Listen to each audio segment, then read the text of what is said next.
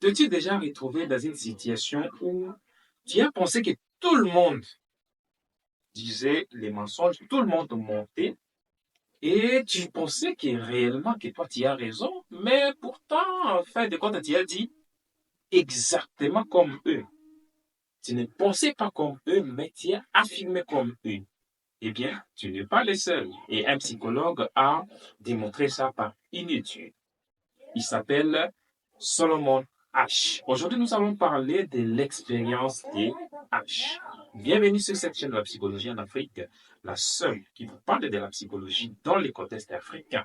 Si vous n'êtes pas encore abonné, je vous demande de vous abonner pour avoir plein d'autres expériences, plein d'autres vidéos sur les sujets en psychologie. Vers les années 1950, le psychologue Solomon H va mener une expérience tout à fait simple. Il va regrouper des groupes de 7 à 9 personnes. Et chaque groupe qui est composé de 7 à 9 personnes, il va leur donner une tâche.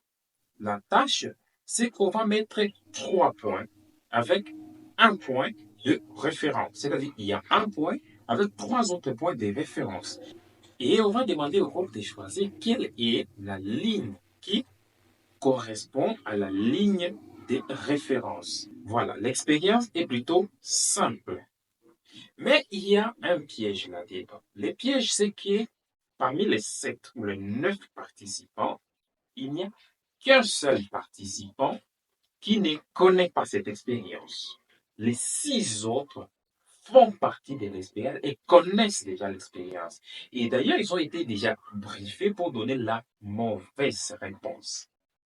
Maintenant qu'on se retrouve dans ces groupes où il y a 7 personnes et que 6 sont des complices en fait de l'expérimentateur, les 6 autres personnes vont commencer à donner la réponse et la 7e personne qui est les vrais participants va donner sa réponse les derniers.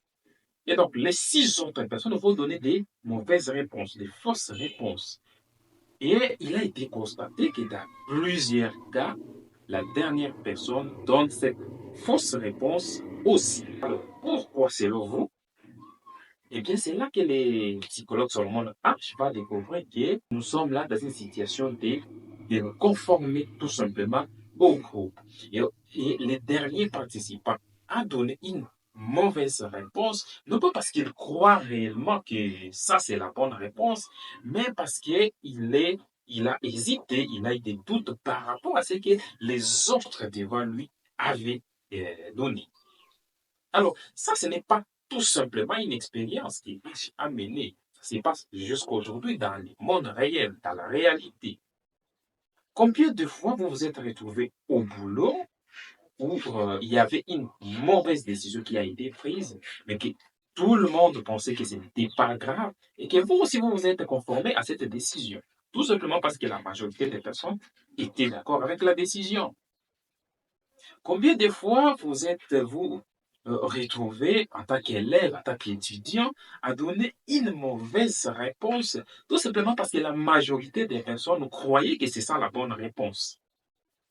Voilà l'expérience des H et ça nous montre à quel point nous sommes vraiment influençables dans les groupes et que nous pouvons tout simplement nous conformer à ce que la majorité dit. Mais aussi la leçon à apprendre, c'est que généralement, donner un avis contraire à tout un groupe de gens, cela demande un grand courage. Mais bien au-delà, ça démontre aussi une force intérieure bien supérieure à beaucoup de personnes. Il est très difficile de garder sa position alors que la majorité des personnes pensaient autrement. Nous connaissons cette situation, surtout chez nous en Afrique. Lorsqu'il y a par exemple des élections, combien de fois avez-vous soutenu un candidat? Non pas parce que vous pensiez que c'était le meilleur candidat, mais que parce que la majorité des gens pensaient que c'est le bon candidat. Et vous, vous avez tout simplement adhéré à cette idée-là.